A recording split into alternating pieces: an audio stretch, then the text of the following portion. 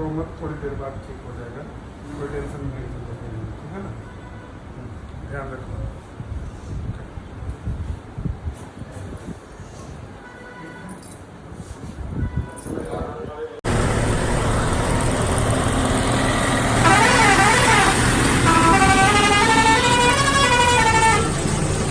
Public તો આજે હું તમારા લોકોથી શું કહું મને ખબર નહીં પડતી, કારણ કે તમે લોકોને કેવી રીતે બતાવું. મારા બેવડાનો એક્સિડન્ટ થઈ ગયો છે, એ હોસ્પિટલમાં એડમિટ છે અને મારા રિક્ષાની હાલત તમે જોઈ શકો છો. મારી ફેમિલી કે એની ફેમિલી અમને સપોર્ટ કરતી નહીં, અમારાથી બધા મતલબ રાખતી નહીં. મારો જે સારો હતો મારો બેવડો, મારો ધડી હતો અને બીજો